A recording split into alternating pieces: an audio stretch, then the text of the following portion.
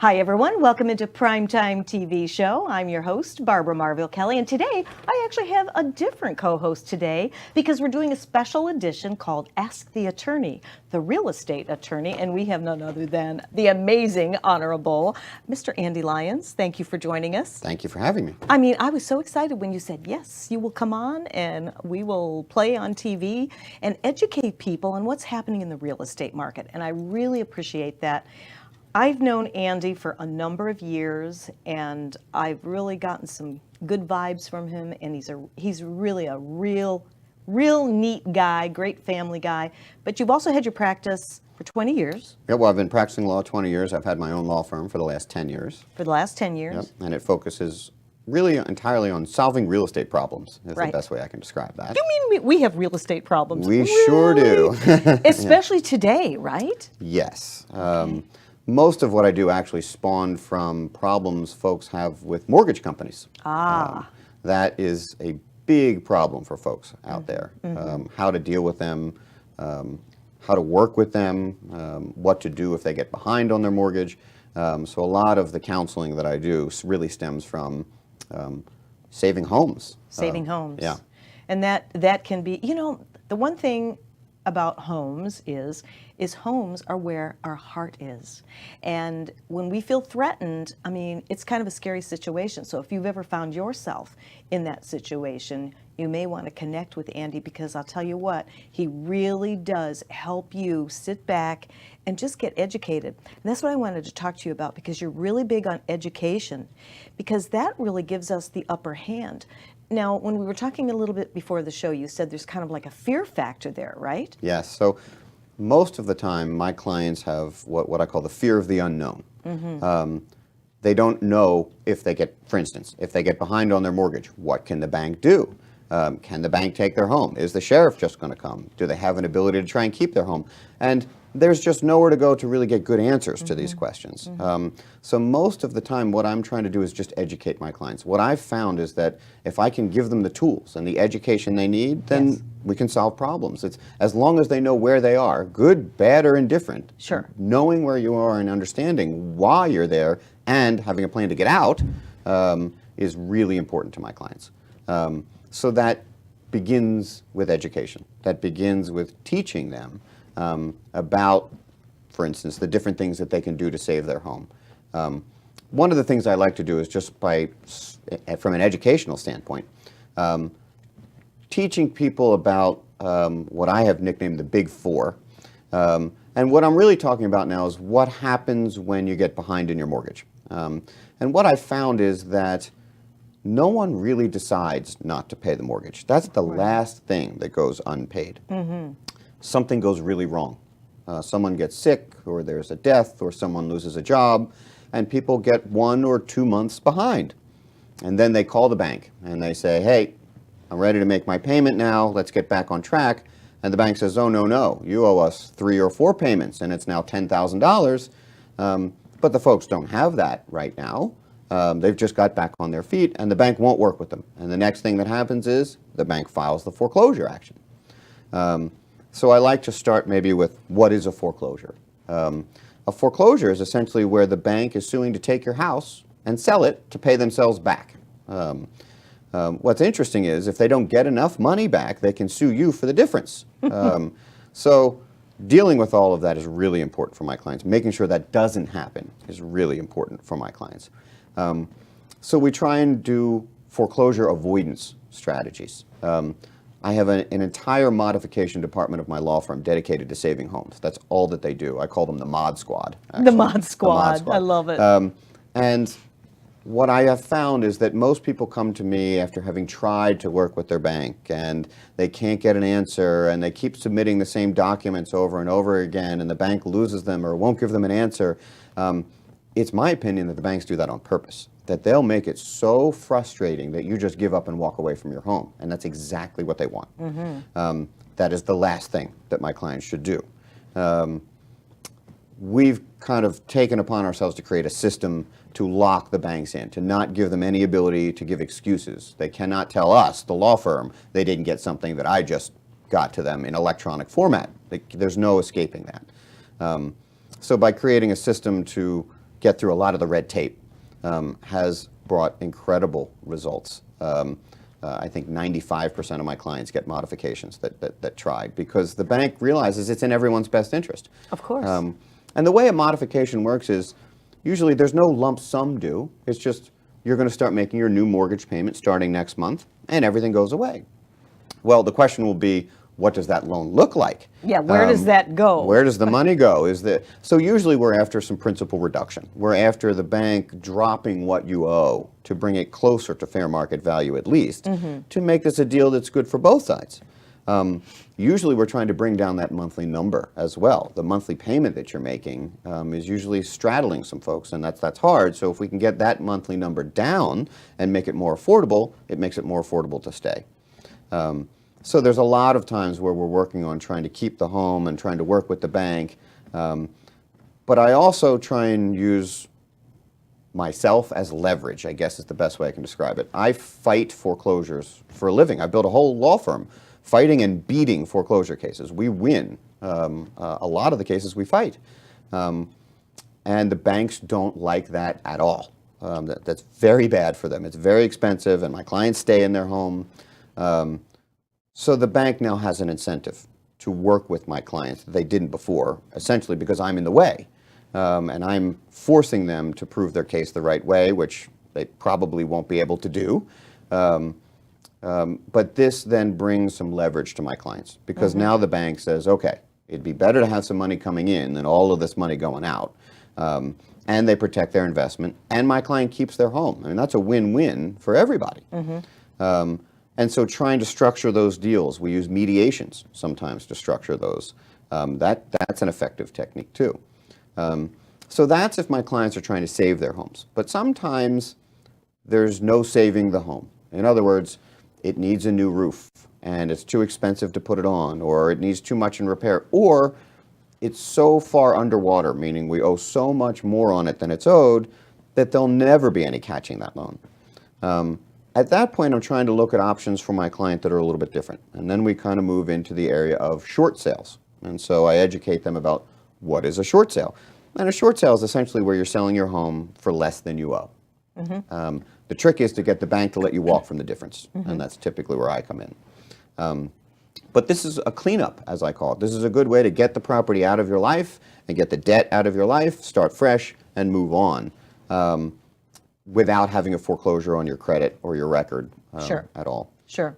So there's some different strategies. It's a very case-by-case basis. It really requires me sitting with every client and talking about what the goals are and what the plan is.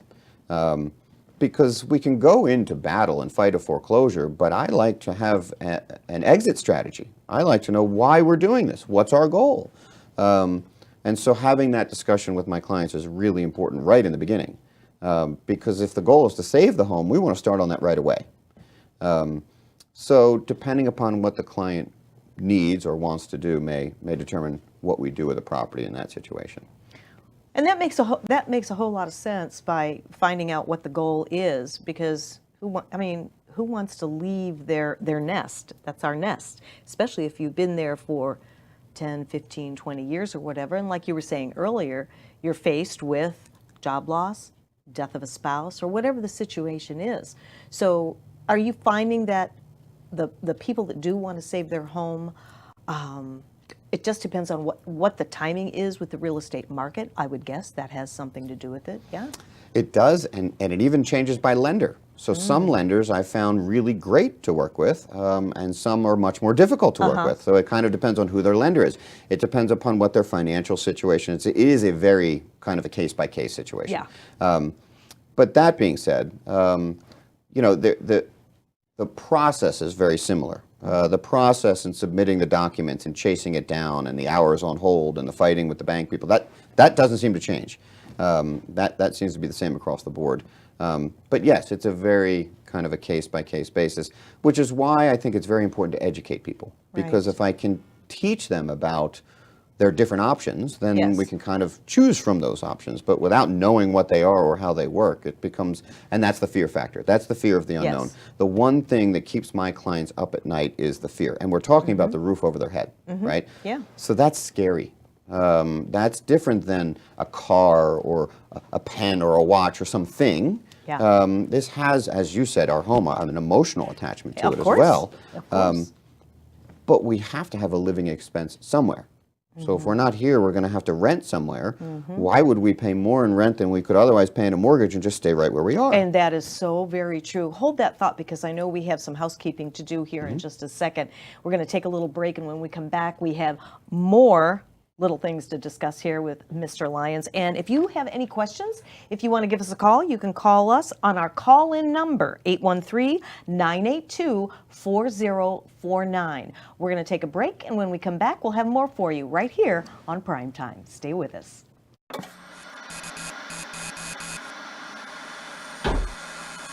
At a certain age, so this is supposed to happen. No, it's not supposed to happen.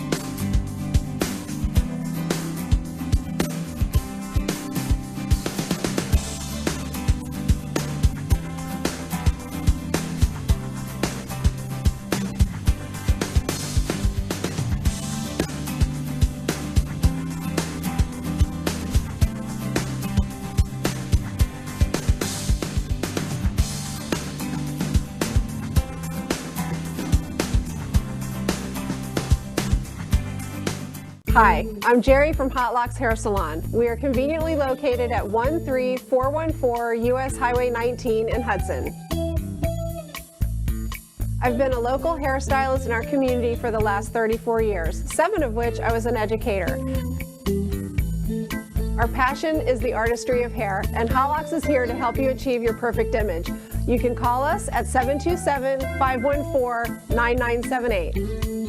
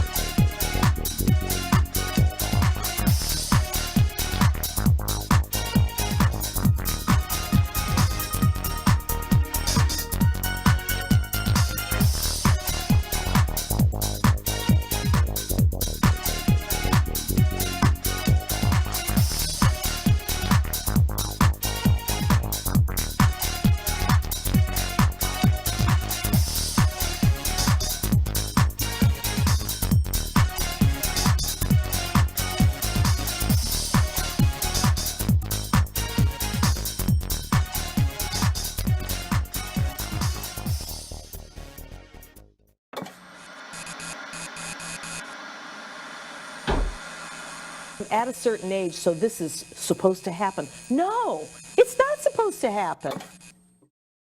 You aren't even a drop in the bucket to them. Wow. So. Yeah? Oh, hi. We're back. I didn't even hear you. Welcome back into Primetime TV. I'm Barbara Marville Kelly, and with me is Andy Lyons, real estate attorney, answering a lot of questions here. And I want to give this call-in number for you in case you do have any questions for him. 813-982-4049. During the break and then some, we were really getting into a conversation about what's happening, whether you think you might be losing your home or you don't understand what a modification is, if maybe you've lost a spouse, you've reduced income, maybe lost a job, or maybe even sickness. Your health situation can affect the income, which in turn affects your nest, your home. And I often say this, home is where the heart is, and believe me, I understand what it's like when you come up with different challenges. So what I love about having Andy on the show is he has a heart for what he does. And you can go into his office, right here in town and have a consultation, a complimentary consultation.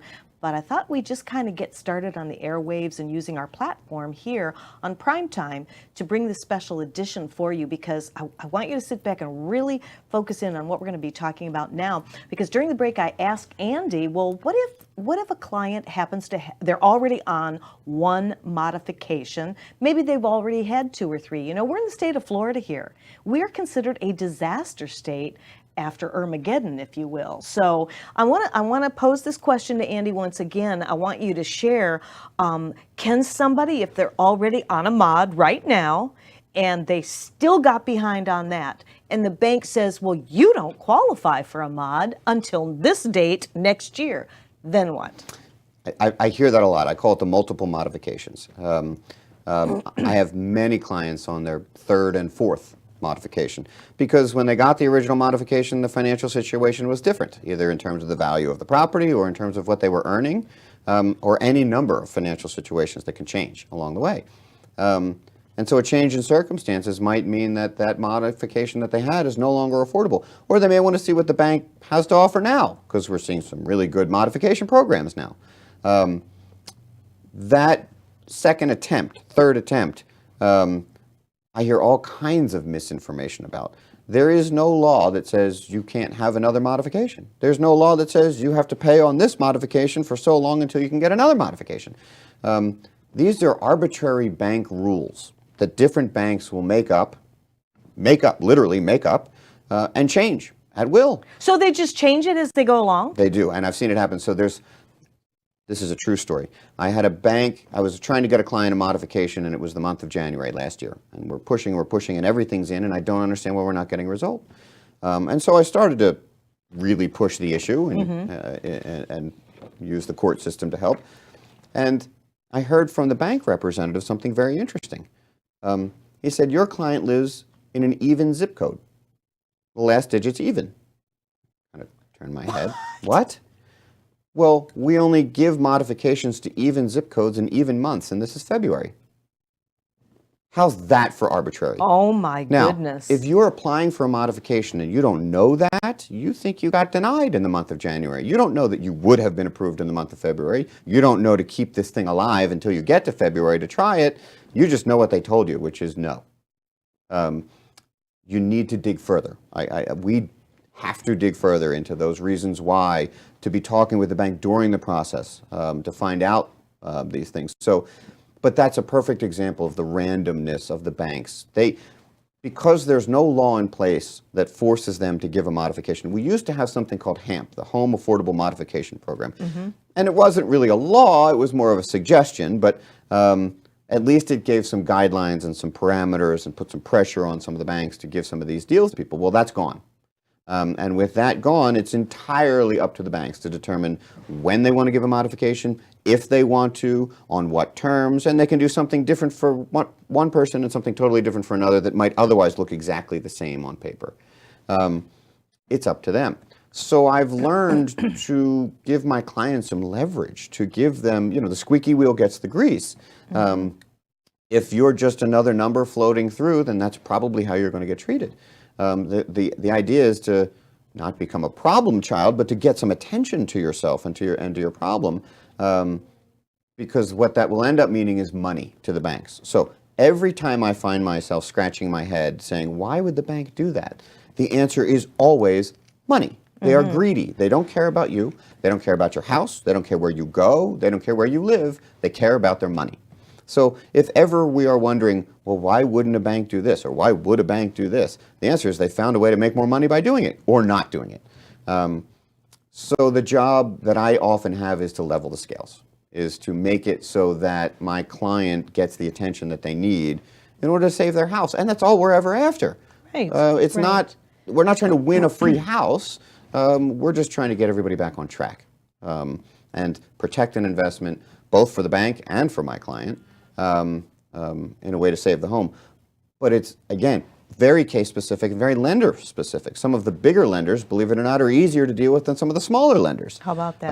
Why is that? You wouldn't think that, right? You'd think, oh, big bank, they're impossible to deal with. Right. Well, interestingly, the big banks get a lot of government bailout money. and they're huge, and they have so much money that we aren't even a drop in the bucket to them. But the smaller banks are much more affected by the economy and the changes in the housing market. The big banks also have some interesting things that have happened to them. Some of them recently you've heard about have been fined by the U.S. government for their bad mortgage practices. Yes, Yeah, yes, we're hearing about absolutely. that a lot. Yes. And what's interesting about that, though, is the government will say, okay, big lender, we're fining you $500 million for all the bad stuff that you did. But there's a catch, because there always is. The government said to these banks, I'll tell you what, for every dollar you agree to reduce principal on a modification and not come after somebody for, you can take $2 off the tab you owe us. So if they agree to reduce your principal on your loan by $100,000, they can take $200,000 off the tab they owe the government and take a $100,000 tax deduction and protect the investment on the rest of the debt that you're still paying on. But that's because they're a big giant bank that got themselves in some trouble, which strangely has become to my client's advantage. So knowing the banks and knowing how they work and when they work has become a really critical information factor in all of this and how to deal with them. But the hard part is that it's random. And often my clients find that when they try to deal with the banks, they get a representative that may not even be in America and that really doesn't care, to be honest, about them or their house or their whole life. And for most people, their house is their life. I mean, we lose that, we have a real problem. So they're ended up dealing with folks that just don't care. They may or may not work there next week. They're not really paying attention to the documents. They're not really even reading what's in front of them enough to submit it into the underwriting department. And so I see a lot of sabotage happen in the early part of the process. I call those people the gatekeepers of the bank. Yes, yes. You've got to get through the gatekeepers to get to what we call the underwriting department. That's who's going to make all the decisions. Sure. But you don't get there unless you get through the front line of defense. So that battle, a lot of people are very, very frustrated in dealing with. But it works the same no matter how many times you want to modify. To get back to the question of multiple modifications, yeah, I think every single case is taken on an individual basis. I encourage, and you're right, I talk to people free. Sit down and we can talk about, hey, what does the loan look like? How much do you owe? What is the property worth? How much are you earning? Because all of those are going to be factors in the formula that gets plugged in to figure out whether you get a good modification or not. And if we do that math and it turns out to say, I'm not so sure, then we may not want to default on our existing modification. Sometimes my clients don't have a choice. They just can't afford to make the payment anymore, and it speaks for itself then. We've got to get them another modification to save the home. So yes, I've got clients, some with 4 or 5, I think, at this point. Because they're trying to do the right thing. They're trying to keep their home. They're trying to work within their budget. Yes. Sometimes they just need to, the bank just needs a little push in order to respond. Yes. And I love hearing the way you're explaining this, because as a client, it's easier to understand. And then it sort of, as you said earlier, it takes you away from the ledge. Yes. I call it coming back from the ledge. Educating, just like we're doing. Educating my clients pulls them back from the ledge. I try and say, take a deep breath. We're going to work on peace of mind today. Yes. Because they are at the ledge. They are not sleeping well. They are not eating right. It is bad self-care. And so I get on them about this, believe it or not. I talk to them about self-care and sleeping and eating right, because the bank isn't going to do it for you. No. You have to take care of yourself first. And they're not used to hearing that. Yeah. They're not used to hearing that there's a global picture here. Yes. Health comes first. Of course, that's because I'm on their side, not on the bank side. But of course. But that's the heart that we talk about, that you really do care for your clients, and it's evident. And when you're laying awake at night, worrying, are you going to be able to make those house payments? Are they going to come and take the house away? Guess what? It may not be as bad as you might think, right, Andy? That's right. Not only that, I have now hired an attorney I have on staff to sue the banks for trying to collect stuff that they shouldn't. So all too often my clients will get behind and the bank is sending them some statements trying to get more money from them than they actually owe. That's a violation. That's a Fair Debt Collection Practices Act violation. So we sue the banks now. I've taken it upon myself to sue back. I'm tired of them harassing my clients and calling them and sending them letters and trying to collect money that they're not owed. I just decided it was time to fight back. Good for you. So now, typically, if my client is going to come to me with a problem with the bank, strangely, they're going to end up being the plaintiff suing that bank for money. Because inevitably, the bank doesn't think that you're going to go to a lawyer, and they don't think anyone's going to check. And 95% of the foreclosures are going to go through without a lawyer ever seeing it. And you were saying only about 5% will contact an attorney. Yeah, only Real about estate. 5% of the people that are behind or in trouble or soon to be behind or in foreclosure will contact a lawyer because of fear. It's fear. It's fear of the unknown. They don't know that there's a resource to talk to. They don't know that there's someone to call. They don't know that there's answers out there. That's right. And they'll jump online or they'll get some bits and pieces of information which will only increase the fear. Exactly. Because unless you have a big picture and someone to piece this together for you, it's almost impossible to find the way. And the banks are not going to help you with this. They're just going to take your house. So we have 1 minute before our next break. Yes. So let me ask you this: should people be fearful of if a client goes and talks to an attorney and the bank knows that they're talking to an attorney? Does that put them lower down on the totem pole? Does that put them in a precarious situation, or is that not a fair question to ask? Okay. I think depending upon why and how the contact happens. Okay. There's times when it will really, what we call, escalate them. It'll get them in front of someone who can solve their problem. There's times when I can get to people that my clients just can't. That's what I wanted to hear. yeah. That's what I wanted to know. We have just a few seconds to take a quick little break, and we hope that you'll be able to stay with us. Isn't this wonderful information? I tell you, I could sit and talk to you all day about this, and we're going to take a break. Stay right where you are and grab that cup of coffee or your favorite beverage. Come on back, because this last half hour is going to be powerful with Andy Lyons.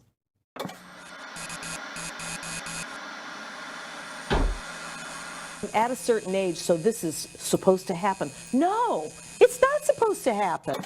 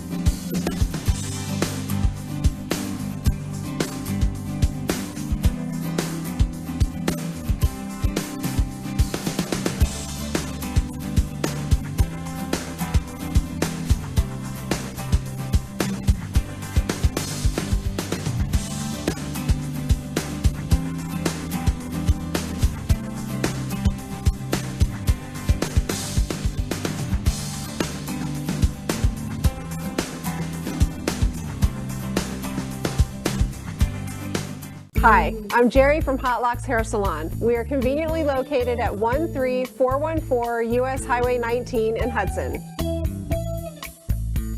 I've been a local hairstylist in our community for the last 34 years, 7 of which I was an educator. Our passion is the artistry of hair, and Hot Locks is here to help you achieve your perfect image. You can call us at 727-514-9978.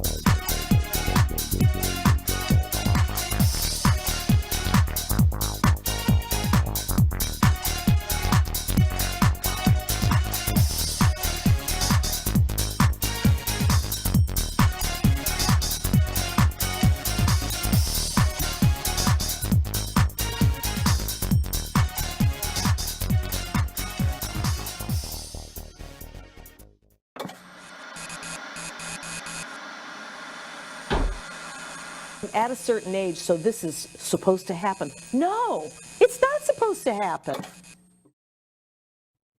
Hi, everyone. Welcome back into Primetime TV. I'm Barbara Marville Kelly. With me is Andy Lyons from the Lyons Law Group.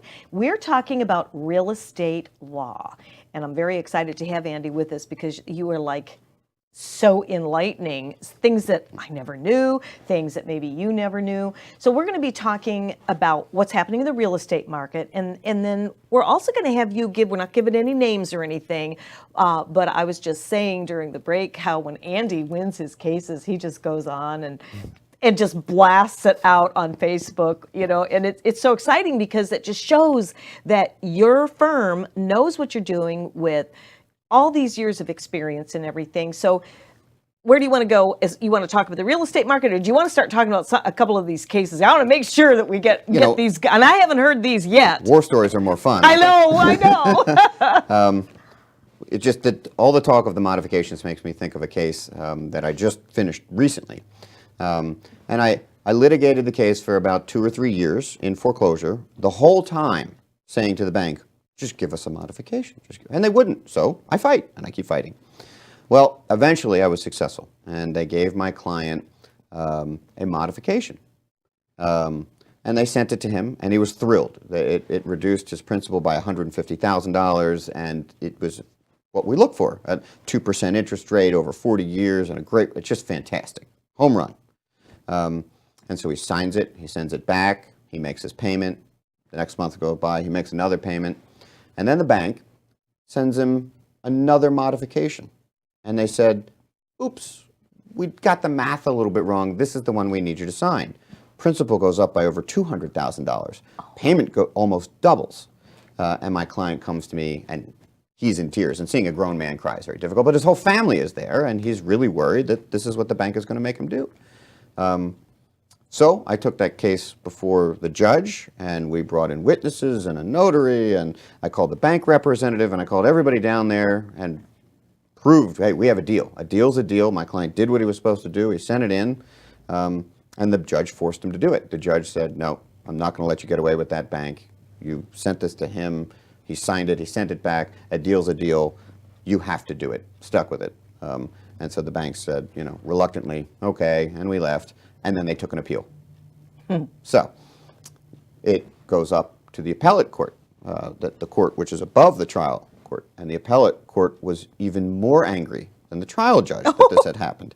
And so, of course, they did not win their appeal, and the client keeps the home under the existing modification. Oh, and they also have to pay all my attorney's fees that it took to make them do it. Why shouldn't they? Had my client gotten what he was supposed to, he wouldn't have needed to hire me. Right. So now the bank has to pay his bill. Rightly so. Yeah. So that's fine. There's times when I catch the bank in all-out fraud. I have them, there's something called a promissory note that you sign when you get a house, and it's your promise to pay a certain amount of money. Sure. And then there's also the mortgage, which is the thing that connects that promise to pay to the house, so that if you don't pay on the promissory note, the bank can foreclose and take your house and sell it and pay themselves back. All well and good. Every time my clients usually go out and get a loan, it's with some company, but it never stays that way. It trades, it changes, they pass it from one to the next. Mm-hmm. And every time that happens, they're supposed to create something called an endorsement on the promissory note, a signature, just like a blank check. They sign it and they pass it on.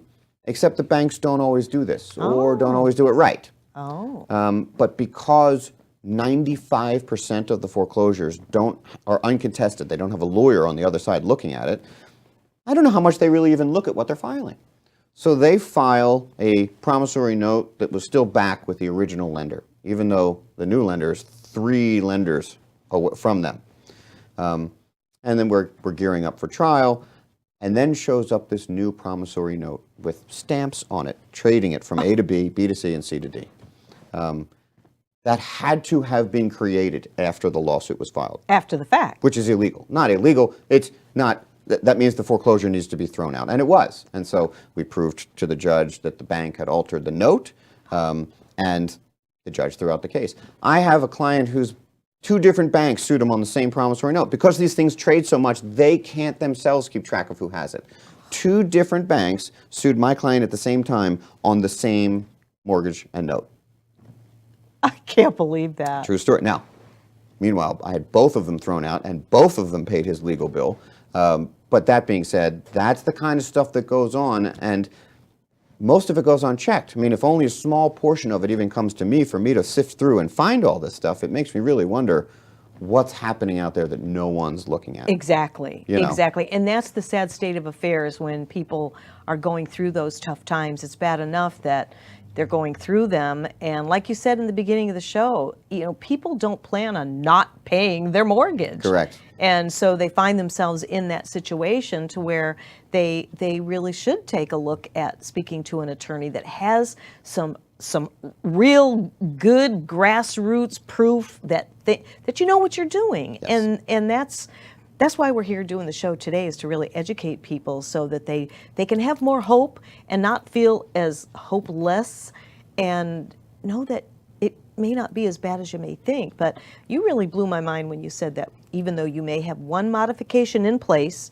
Yep. and you just signed for it for the next 2 years, and it expires in 2 years, if I understood you correctly, you can piggyback over top of that and try and work on getting another modification. Yes. In fact, I have cases where the bank is filing the foreclosure action after the 3rd modification. So there's not only do they do it all the time. So yes, we do multiple modifications, and really it only makes sense. I mean, there's no point in losing the home and going into default and causing all the damage to your credit if there's a way to save it. Right. And the bank protects their asset. And not only that, the truth is this. This is really interesting. So when you go behind on your mortgage, you are what we call bad debt now to the bank. Good debt are the people that are paying. Bad debt are the people that are not. Okay. Yet even the people that are in behind on the mortgage, their loan gets sold from bank to bank. And you ask yourself, why on earth would any bank buy something that's in foreclosure or that they're Right. behind on? That doesn't make any sense. Right. The reason is because they're sold in bundles. So if a bank wants to buy a bunch of loans, they got to take 95% good and a chunk of bad. So they don't leave that old lender with all bad loans, which is part of what caused the crash. So now they've got to take some of the bad with the good. But what do they do with that bad? Well, they've certainly come up with an answer. Right now you're bad debt, and that is worth maybe 30 cents on the dollar. I'm making it up at this point, but not much. Mm-hmm. But if that bank can get you to modify your loan and pay, you have now become Good debt, which is worth 80 cents on the dollar. So the same bank who bought something for really cheap because they had to, then goes to the homeowner and says, hey, let's make a deal. If you start paying on your mortgage, and the moment you modify and pay on that mortgage, they're going to sell your loan to somebody else, which is fine. The new lender has to honor the agreement. Right. But I see that happen time and time again, and that's because the banks were able to cash in on the ability to turn bad debt into good debt, which is fantastic for my clients. Of course. Because that's how I'm convincing the banks to take something bad and make it good. You know, the sow's ear into the silk purse. Right. The way to do that is to kind of create some monetary incentive for the bank as well. Mm-hmm. So depending upon the client situation will kind of dictate the best course. Case by case. Case by case. Yeah. There's sometimes when my clients don't even want to stay. They just want to go, and they don't want to live there anymore, or they want to move to another state. There's times then that I talk to them about renting out the house, and they look at me like I'm crazy. I've actually created a lease just for the situation. I've nicknamed it Andy's foreclosure lease. Sorry. Love it. We have 3 minutes. All right. But what it says is, tenants, everything is your responsibility. So that if the roof leaks, don't call me. If the air conditioning breaks, don't call me. The bank's eventually going to take this property. But it gives a tenant somewhere to live for Sure. a lot less. Sure. And it means my client has some income coming in from this thing. Yeah. Just different ideas outside the box that I try and work with my clients. Again, sometimes my clients just want to deed it to the bank and go. That's called a deed in lieu of foreclosure. Right. There's certain things we have to make sure that happens with that, but that's a potential solution to this as well. So for me, fighting the banks and winning at trial has given me a lot of leverage. The banks know me, the law firms know me. It's the same ones over and over again. And so they know that it's either going to be work it out or it's going to be a battle, which is going to be very expensive. Yeah. And so that, more than anything, is what I try and bring to bear. think I called you the gladiator on Facebook one time. I've been David and Goliath. I've been David, with the slingshot. I mean, you really do, and that's what a client wants, is to have somebody that they really can believe in and trust. Well, that and the banks have huge white shoe law firms working for them with hundreds of lawyers. My clients have nobody. Yeah, exactly. And it's hardly anyone out there willing to take up those cases. You don't see a lot of sole practitioners willing to take up those cases because they haven't found a way to win. Most people don't think you can win foreclosure. We win them all the time. See, that's music to my ears. Yeah. Well, it's time to take a break again, and then we have one last little segment here, but it's a powerful segment with Andy, so stay with us. And when we come back, we're going to talk a little bit about the real estate market, how you can get in touch with Andy, go in and sit with a complimentary interview, and just, take a deep breath and know that things could be better than what you think. We'll be right back.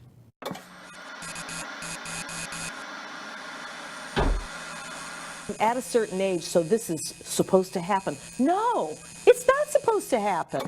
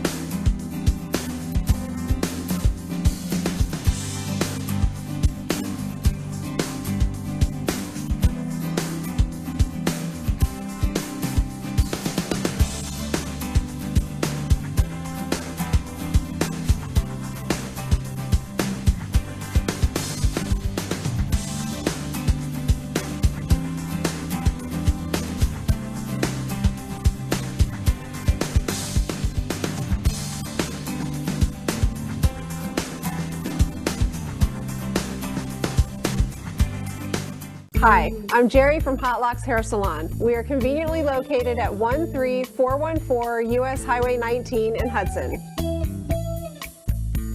I've been a local hairstylist in our community for the last 34 years, 7 of which I was an educator.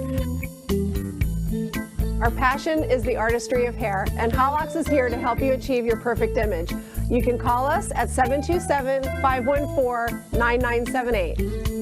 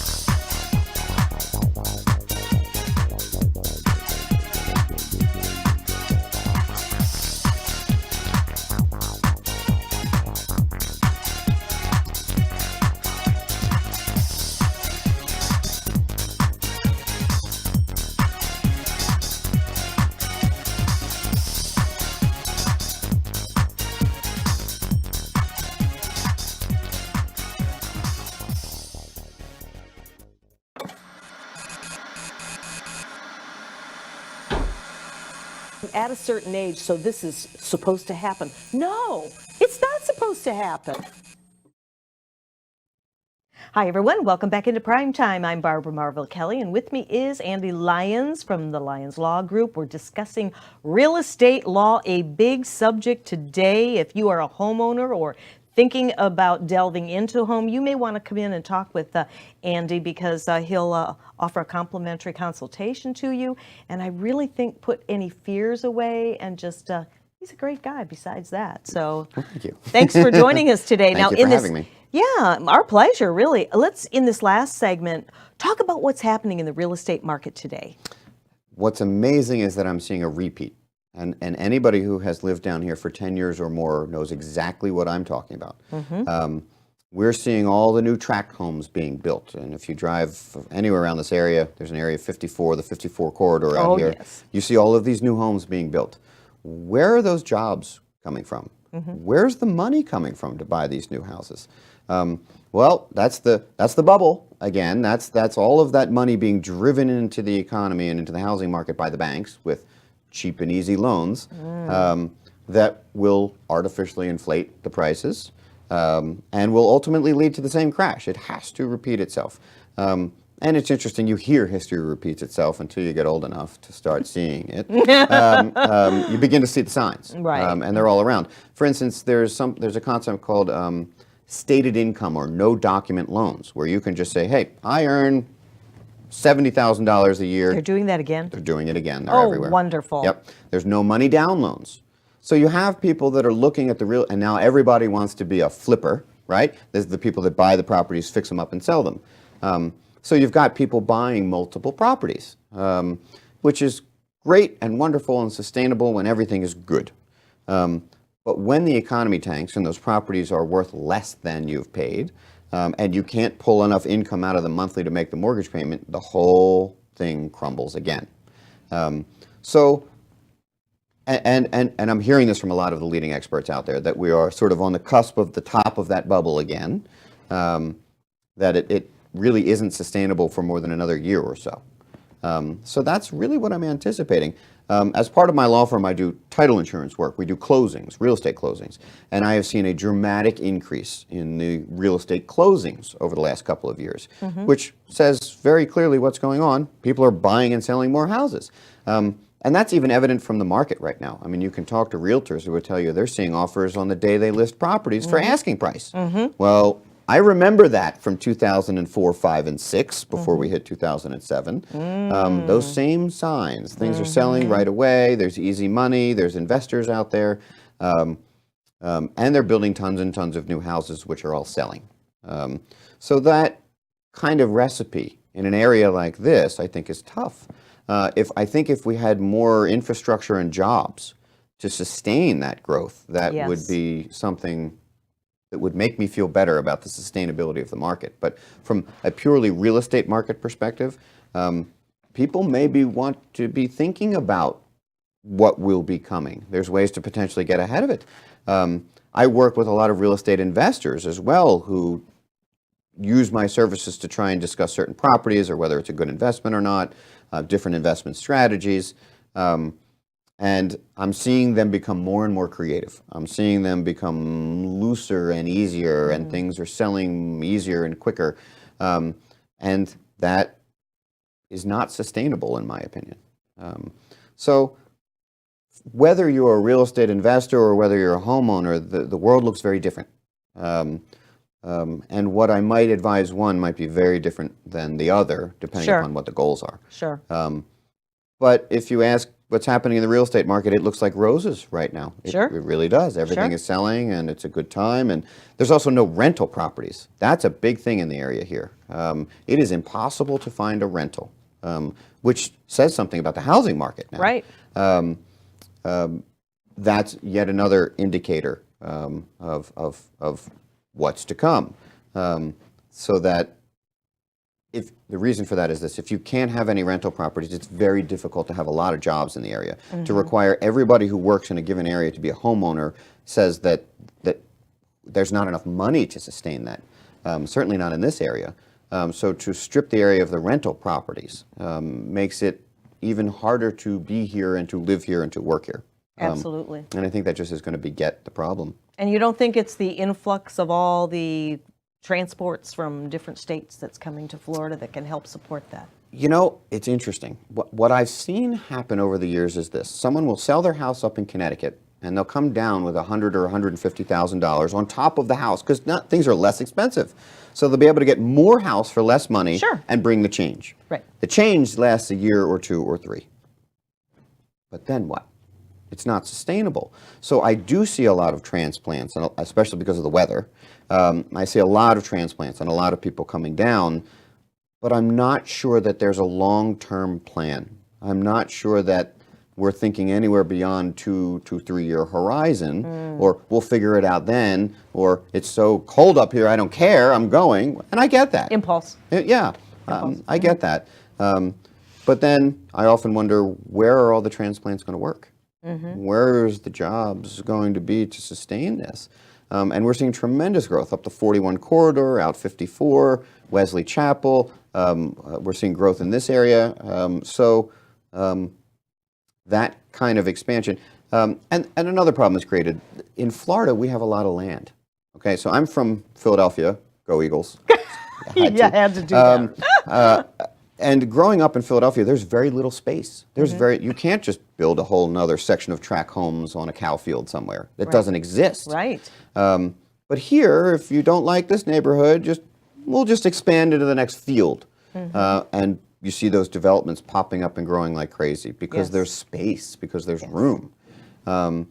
And so if you're given the choice between having a brand new home or a home that's 10 to 20 years old for the same price, which do you want? You want the new home. Absolutely.